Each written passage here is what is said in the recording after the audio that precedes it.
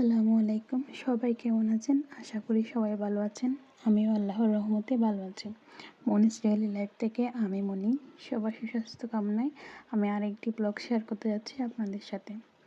আজকে খুবই একটি সহজ রেসিপি আপনাদের সাথে শেয়ার করব, আর সেটি হচ্ছে ডিম রোল। প্রথমে আমি ডিমটাকে এভাবে ফেটিয়ে নেব। আমি সামান্য লবণ মিক্স করবো এতে। এরপরেই তো তেল দিয়ে দিব কড়াইতে। তেল দেওয়ার পর আমি কি করব, প্রথমে ডিমটা এখানে ওই যে মিক্স করা ডিমটা আমি এখানে ছেড়ে দেব তেলের মধ্যে। এক পাশ ভালো করে বেছে নেব। আর ভিডিওটা যদি আপনাদের একটু ভালো লেগে থাকে তাহলে প্লিজ সবাই একটু লাইক করে দিবেন, যাতে আমার ভিডিওটা অন্যদের সামনে যায়। আর আপনারা লাইক করলে আমি আরও ভিডিও বানানোর আগ্রহ পাই। তারপর আমি এর উপরে দিয়ে দিব রুটি। ওই যে নিচে ডিমটা আমি ভালো করে বেছে নিই, উপরে রুটি দিয়ে দিব। রুটি দেওয়ার পর আমি হালকা একটু বেছে নেব।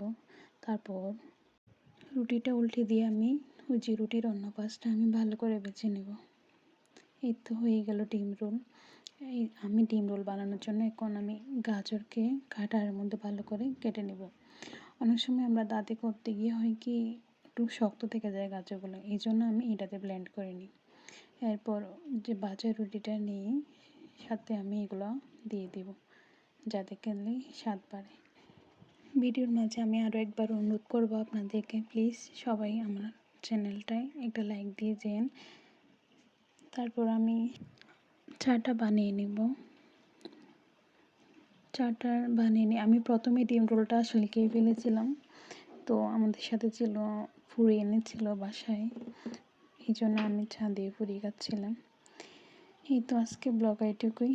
যদি আমার ভিডিওর একটি অংশ যদি আপনাদের ভালো লেগে থাকে তাহলে সবাই প্লিজ আমার চ্যানেলটা সাবস্ক্রাইব করে দেবেন। এইটুকুই। আসসালামু আলাইকুম। টাটা সবাইকে।